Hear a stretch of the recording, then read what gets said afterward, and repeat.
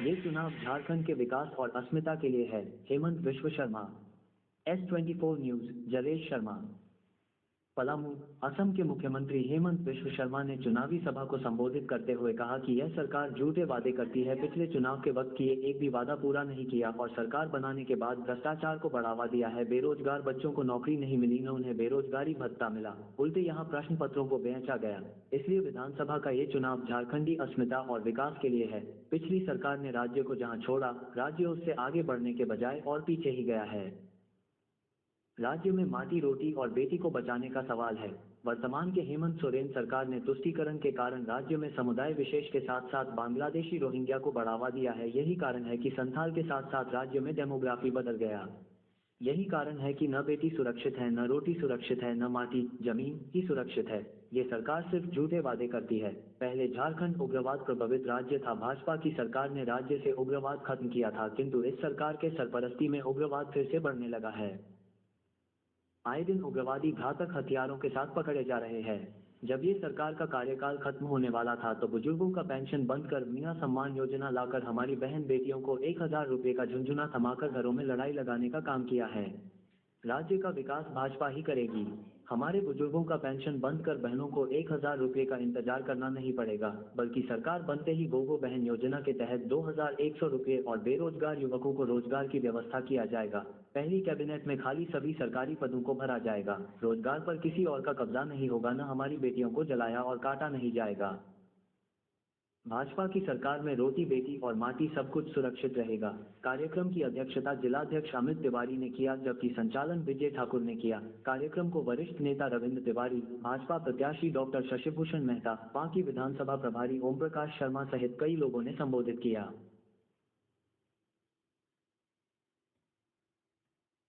कहूंगा कि यहाँ की जनता, पांकी विधानसभा की जनता पूरी तरह से झारखंड के बदलाव के लिए, झारखंड को बचाने के लिए भारतीय जनता पार्टी के पक्ष में वोट दे करके ऐतिहासिक जीत दर्ज कराने के लिए कमर कस चुकी है। ये साबित करता है, यहाँ पर जो जनसैलाब है उसे साबित होता है कि सारे लोग किस प्रकार से उत्साहित होकर के चिलचिलानी धूप में यहाँ पर उपस्थित हैं।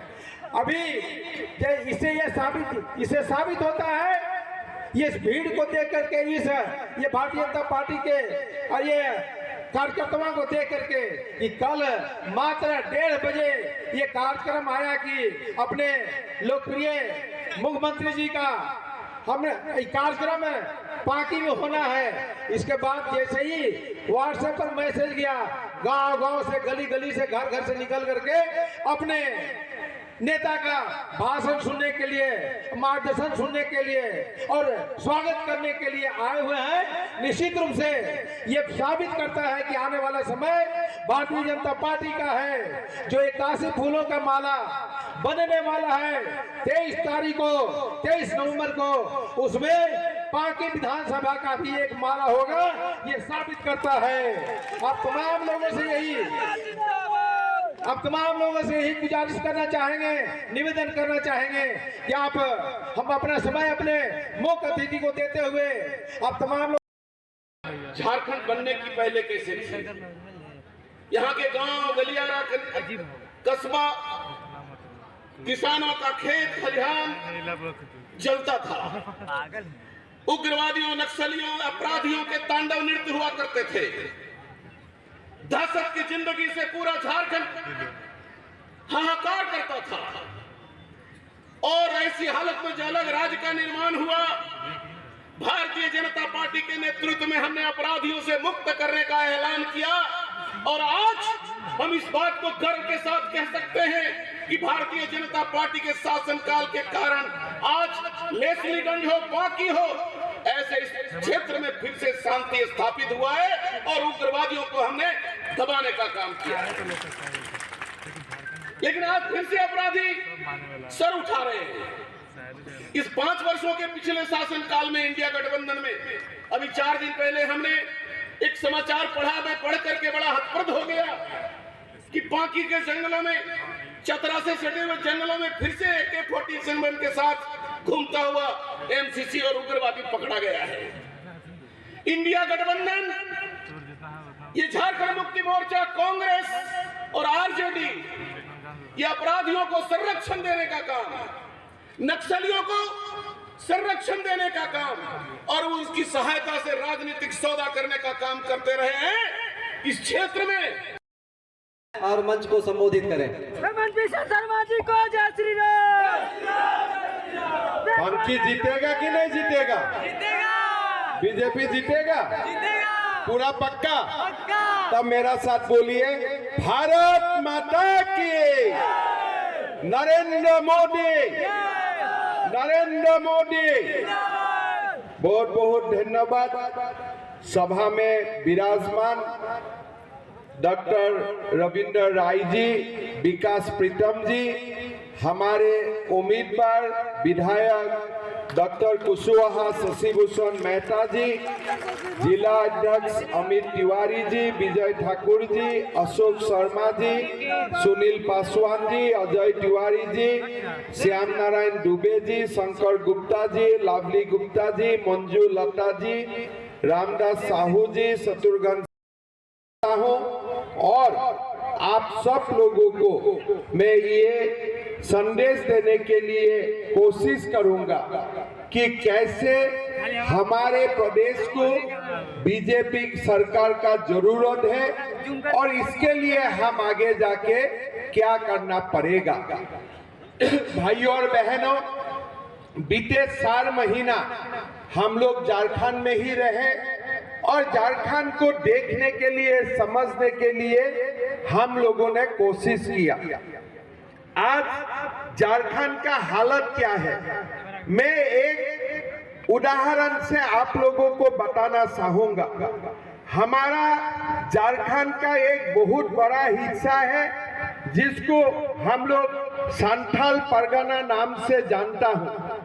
ये संथाल परगना में आज हमारा जो जनसंख्या है, आप लोग अगर देखें 1951 में संथाल परगना के जनसंख्या थे 23,22,000 और ये जनसंख्या में 21 लाख हिंदू जनसंख्या थे, आदिवासी जनसंख्या थे। मतलब कुल जनसंख्या की 90% हिंदू थे और 9% ये जनसंख्या की मुसलमान थे और ये 9% मुसलमान 1951 से ही हमारे संथाल परगना में थे। लेकिन आज संथाल का हालत क्या हो रहा है, हिंदू घाट के 67% हो गया है और मुसलमान का जनसंख्या लगभग जाके आज 37% हो चुका है। मतलब क्या है, झारखंड में संथाल परगना में, पलामू में, हर जगह में मुसलमान का आबादी बढ़ा है, हिंदू का आबादी कम हुए हैं। हमारा आपत्ति नहीं है अगर मुसलमान लोगों का जनसंख्या जन्म का कारण बढ़े है, लेकिन झारखंड हाईकोर्ट में केंद्र का सरकार ने ये हलफनामा दे के बताया है कि ये जनसंख्या का जो बढ़ोतरी हुआ है, ये घुसपैठियों का कारण ये जनसंख्या बढ़ा है। बांग्लादेश से निरंतर घुसपैठिया झारखंड से आ रहा है। लेकिन हमारा जो सरकार है, हेमंत सोरेन का सरकार है, वो घुसपैठियों का खिलाफ कुछ भी काम नहीं करते हैं। इसलिए वो लोग समझता है घुसपैठी हमारे वोट बैंक है। अगर ऐसा ही झारखंड चलते रहे और 20 साल के बाद झारखंड का हिंदू आबादी कम होते 50% से भी नीचे हो जाएगा और घुसपैठियों का आबादी भी लगभग इतना ही होगा। आज हमारा ये जो चुनाव है, ये चुनाव हमारा अस्मिता का लड़ाई है। हमारा ये वादा है, हमारा बीजेपी का सरकार आएगा कानून का रास्ता अपना के हम झारखंड में जितना घुसपैठी घुसा है सबको लात मार मार के हम झारखंड से बाहर निकालेगा, यही हमारा संकल्प है। भाइयों और बहनों, आज आप लोग थोड़ा समझने के लिए कोशिश कीजिए। हमारा जो झारखंड में एक विशेष समुदाय है उनका वोट नहीं बांटते हैं। ये समुदाय पूरा की पूरा वोट किसको देते हैं? जेएमएम को देते हैं, कांग्रेस को देते हैं और लालू प्रसाद यादव को देते हैं। लेकिन हमारे जो हिंदू का वोट है, सनातन का जो वोट है, हम ये वोट किसी को 2%, किसी को 10%, किसी को 20% देता हो, हमारा वोट बच जाते हैं और ये विशेष समुदाय का वोट एक भी नहीं बांटते हैं और कांग्रेस पार्टी जेएमएम जीत जाते हैं। हमारे झारखंड में अगर हम सनातन संस्कृति को बचाना है, अगर हिंदू झारखंड में गर्व से रहना है, तब हमें हमारा वोट भी बंटवाना नहीं है, हम एक रहना है। अगर हम एक रहेगा तब हम सेफ रहेगा, अगर हम एक नहीं रहेगा हम सेफ नहीं रहेगा। भाइयों और बहनों, ये पीताम्बर नीलांबर का भूमि है, ये सिद्धू कानू का भूमि है, भगवान बिरसा मुंडा का भूमि है। थोड़ा दिन पहले मैं हुसैनाबाद किया, मैंने लोगों को पूछा कि ये हुसैनाबाद नाम कहां से आ गया। किसी ने मुझको नहीं समझा पाए कि ये नाम कैसे आ गया। मैंने लोगों को बोला, भाई हुसैनाबाद का नाम और जगह में हो सकता है, लेकिन पीताम्बर नीलांबर का भूमि में कोई जिला का नाम हुसैनाबाद कैसे हो सकता है, थोड़ा बताओ। तो मेरा ऊपर नाराज हो गया, वो लोग जाके मेरा ऊपर एफआईआर दर्ज कर दिया। मैंने ये लोगों को बताना चाहता हूँ, भैया तुमने रॉन्ग नंबर डायल कर दिया। हमें एफआईआर से कोई हमारा डर नहीं है, लेकिन मैं तुम लोगों को धन्यवाद देता हूँ। कम से कम ये एफआईआर का कारण बीच बीच में मुझको पलामू झारखंड आने का मौका मिलेगा, इसलिए मैं आप लोगों को धन्यवाद देता हूँ। लेकिन भाइयों और बहनों, क्या झारखंड में हुसैनाबाद का नाम में जिला रहना चाहिए? तो सरकार आएगा, ये हुसैनाबाद का नाम भी बदला कर हम हमारे पीरों का नाम में ये जिले का नाम रखूंगा, ये भी हमारा वादा है। भाइयों और बहनों, आज झारखंड में क्या हो रहा है? एक मुख्यमंत्री है, उन्होंने वादा तो करते हैं लेकिन एक भी वादा नहीं निभाते हैं। मैं जब झारखंड में आए तो मुझको बताया गया कि हेमंत सोरेन जी जब सीएम रहा, मुख्यमंत्री बना, उन्होंने अपना पिता का नाम में कसम खा के बोले थे कि मैं झारखंडी युवाओं को 5 लाख नौकरी देने का काम करूंगा। किसी को नौकरी मिला है? मिला है? आपको मिला है? आपको मिला है? कोई गांव में किसी को मिला है? मंडल में किसी को मिला है? मैं जहां भी पूछता हूं, कोई नहीं बोलते हैं हमारा गांव में किसी को नौकरी मिला है। 5 लाख नौकरी तो किसी को नहीं मिला। उल्टा क्या हुआ, क्वेश्चन पेपर लीक कर दिया जाता है। क्या करते हैं, सीजीएल का एग्जाम होते हैं, लोगों से रुपया लेते हैं, नेपाल ले जाके क्वेश्चन पेपर बिकता है और यहाँ आके इंटरनेट बंद करने का ढोंगी दिखाता है। ये लोग क्वेश्चन पेपर बिक देते हैं, बार बार क्वेश्चन पेपर लीक होते हैं। आज झारखंड का युवाओं का, आज ये लोग पूरा जो भी पढ़ा लिखा युवाओं है आज सब दुखी है। मैं जहां भी जाता हूं लोग मुझे बोलते हैं कि दादा सीजीएल एग्जाम को कैंसिल कर दीजिए। आज हम ये आप लोगों को वादा करना चाहूंगा, जब हमारा बीजेपी का सरकार बनेगा, नया मुख्यमंत्री शपथ लेगा और तुरंत हम सीजीएल एग्जाम को कैंसिल कर दूंगा और नया सिरे से हम सीजीएल एग्जाम करूंगा। ये भी बीजेपी का वादा है। भाइयों और बहनों, आपको याद है जब हेमंत सोरेन जी मुख्यमंत्री बने थे, हमें क्या बोले थे कि किसी का घर में शादी होगा तो एक सोने का सिक्का मिलेगा, नहीं तो 51,000 रुपया मिलेगा। किसी को सोने का सिक्का मिला? किसी को सोने का सिक्का मिला? किसी को सोने का सिक्का नहीं मिला। आज झारखंड को क्या मिले हैं? हेमंत सोरेन जी बोलते हैं कल्पना सोरेन से अच्छा कोई नहीं। कल्पना सोरेन जी बोलते हैं हेमंत जी तो भगवान है, उनसे अच्छा कोई नहीं।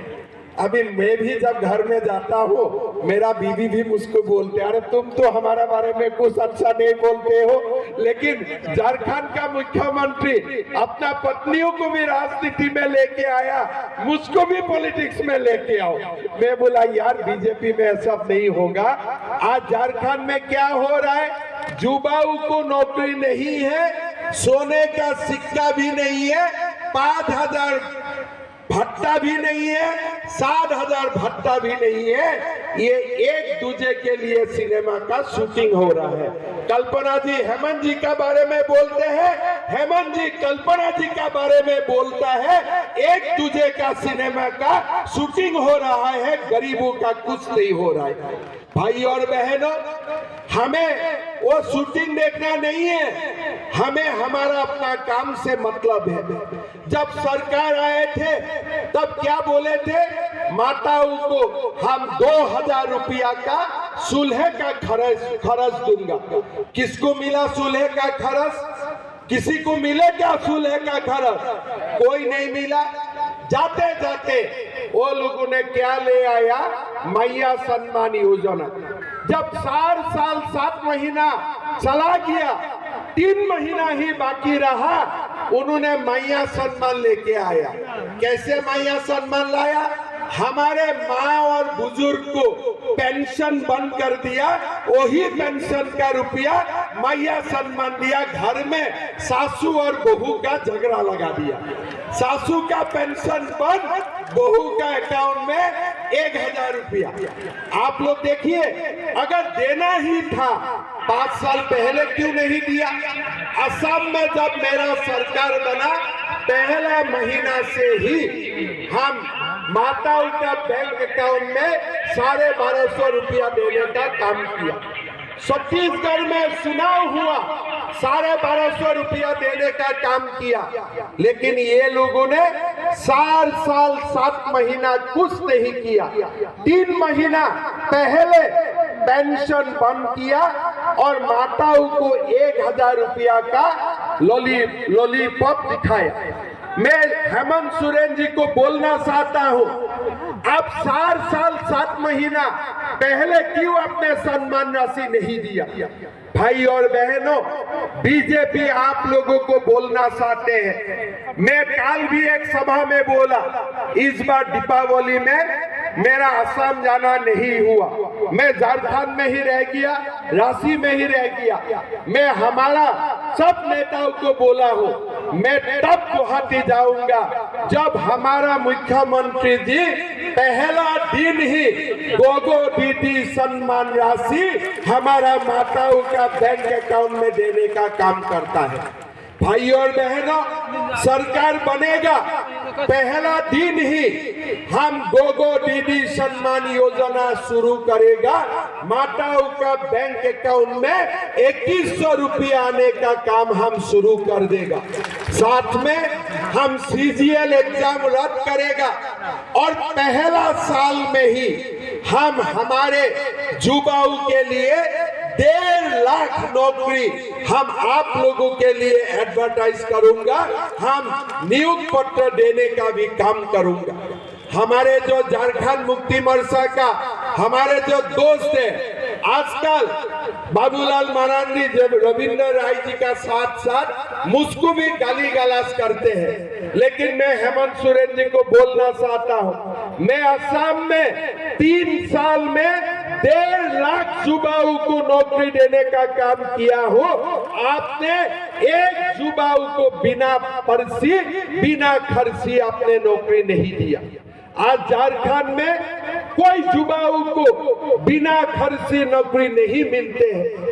माता पिता लोगों को पढ़ाते हैं, लेकिन जब नौकरी मिलने का समय आते हैं किसी को नौकरी नहीं मिलते।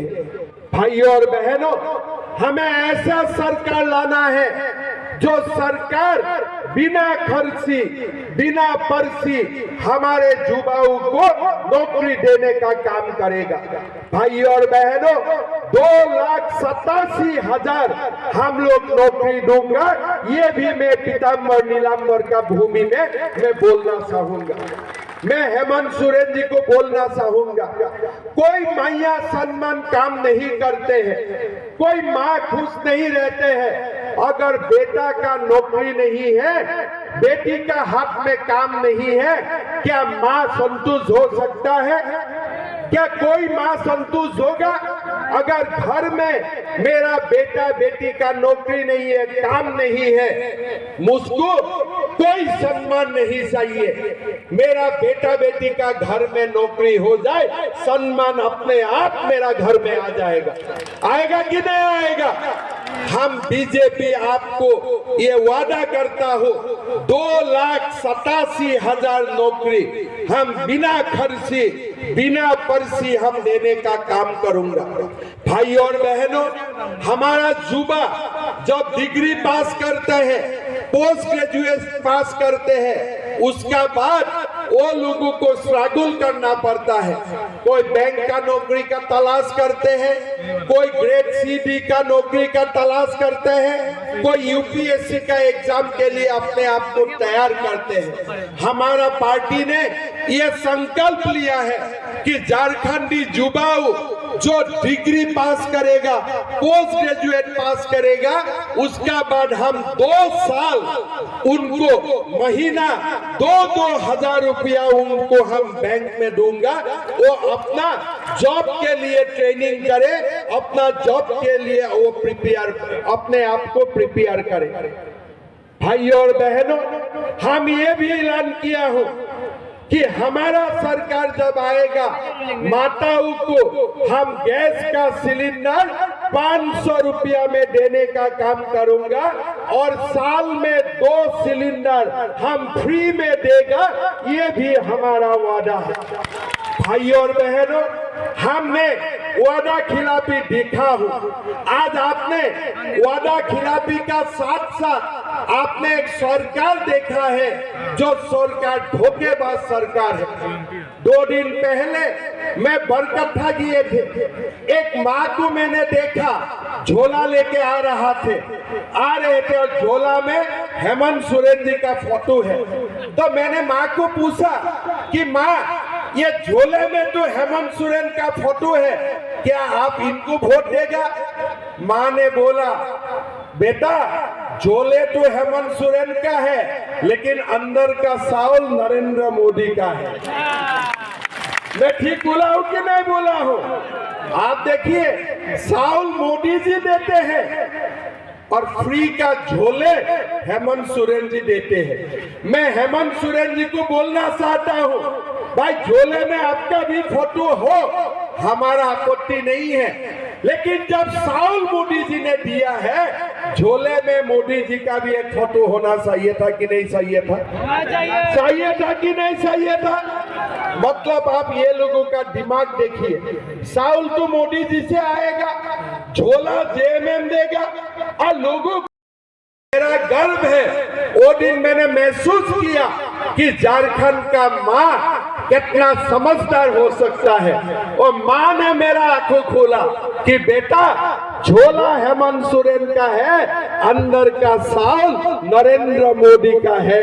तो इसीलिए हमारे वोट नरेंद्र मोदी पे जाएगा, हमारा वोट कोई दूसरे पार्टी में नहीं जाएगा।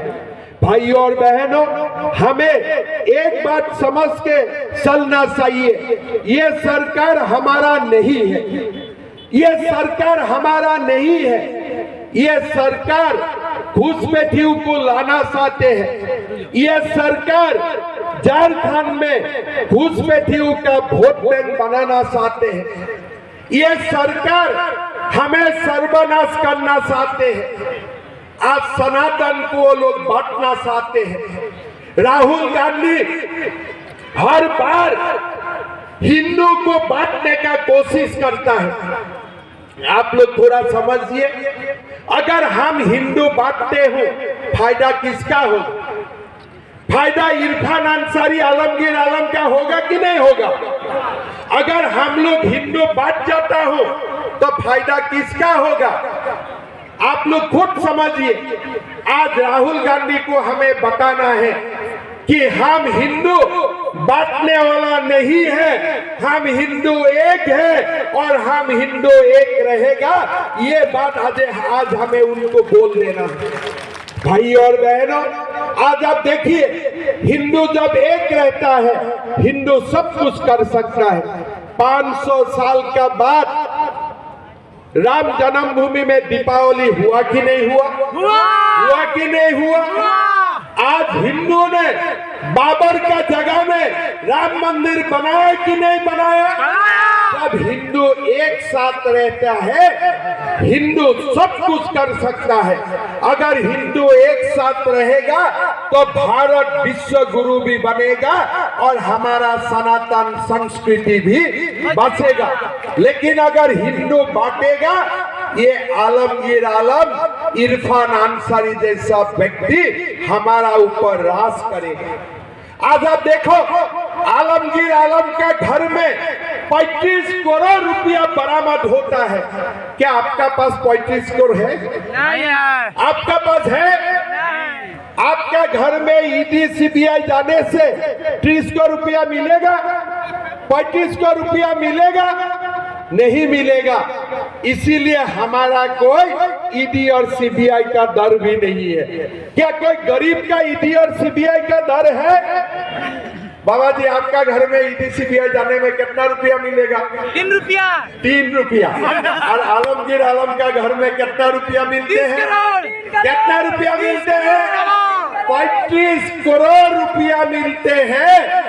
और ये रुपया किसका है? ये आपका पैसा वो लोग अपना घर में रखा हुआ है।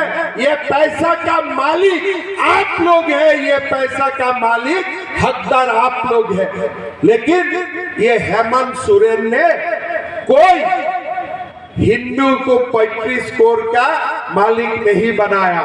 जो भी बनाया, इरफान अंसारी को बनाया, आलमगीर आलम को बनाया, हमें लोगों को कुछ नहीं बनाया। भाई और बहनों, ये समझना चाहिए कि हमारे जो सरकार है, ये सरकार हमारा नहीं है। आज रविंद्र राय जी अभी बोल रहे थे कि जब हमारे, लेकिन आज दोबारा नक्सल बढ़ने लगा है। हमारा वादा है, हमारा सरकार आएगा, दोबारा हम नक्सल को पलामू का धरती से खत्म कर दूंगा। ये भी हमारा वादा है। ये हम छत्तीसगढ़ में भी कर रहा हूँ, बिहार में किया, आंध्र प्रदेश में किया, और दोबारा हम ये कदम झारखंड में भी उठाना होगा तो वो कदम हम भी उठाएगा। भाई और बहनों, मैं असम से आया हूं। असम का स्थिति भी झारखंड से ज्यादा खराब है। हमारा वहां में जनसंख्या का परिवर्तन हुआ। आज 40% मुसलमान है, 7% हिंदू है। सुप्रीम कोर्ट ने चिंता जताया कि ये मुसलमान कहां से आया, देश का है कि बाहर से आए हैं। हम भी बांग्लादेश से सटे हुए हैं। हमारे नेता लोग, हमारे जनता जो समय श्रद्धा सावधान होना चाहिए था, वो समय सावधान नहीं हुआ। उनका कारण आज असम में हर जगह में जनसंख्या का परिवर्तन आपको देखने के लिए मिलेगा। यहाँ जब झारखंड में आए मेरा भी ये चिंता होने लगा। भाई और बहनों, ये सुनाओ, हम सनातन को रक्षा करने के लिए लड़ना पड़ेगा। हिंदू समाज एक होके झारखंड का विकास के लिए हमें वोट देना पड़ेगा। ये आप लोग समझ के रखें। भाई और बहनों, हमें बहुत कुछ करना है।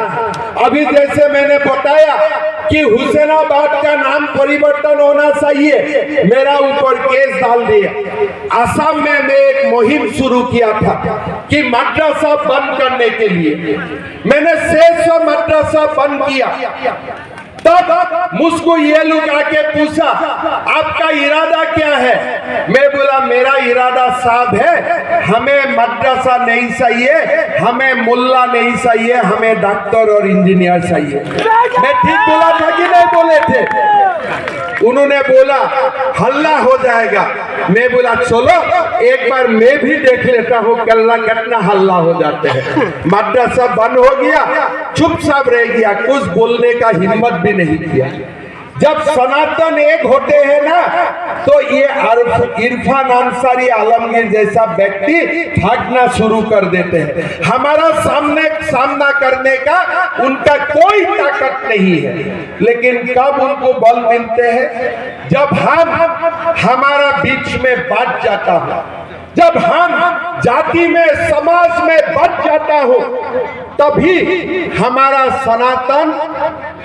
सनातन दुर्बल हो जाते हैं। भाई और बहनों, ये चुनाव एक रहने का चुनाव है। ये चुनाव झारखंड का युवाओं का अस्मिता का लड़ाई है। ये चुनाव झारखंड से घुसपैठियों को बाहर निकालने का चुनाव है। ये चुनाव पलामू पांकी का विकास का चुनाव है। और इसीलिए ये चुनाव में आप लोग एक होके हमारा उम्मीदवार शशि भूषण मेहता जी को वोट दीजिए। देना है कि नहीं देना है? एक रहना है कि नहीं रहना है? एक रहना है कि बच जाना है? एक रहना है कि नहीं रहना है? सब बोलिए। एक रहेगा तब जीतेगा, एक नहीं रहेगा आलमगीर आलम इरफान अंसारी नेता बनेगा। इसीलिए एक रहना हमारा काम है। जो छोटे मोटे इंडिपेंडेंट कैंडिडेट उठा है ना, ये सारे लोग जेएमएम का कांग्रेस का पैसा लेके चुनाव लड़ा है। ये सारा लोग वोट कटुआ बन के चुनाव लड़ा है। ये लोगों को एक भी हमें वोट नहीं देना है। किसी का ऊपर दबाव है, भाई शशि भूषण मेहता को वोट कटाओ। किसका फायदा होगा? हेमंत सोरेन का फायदा होगा। किसका फायदा होगा? इरफान अंसारी का फायदा होगा। किसका फायदा होगा? आलमगीर आलम का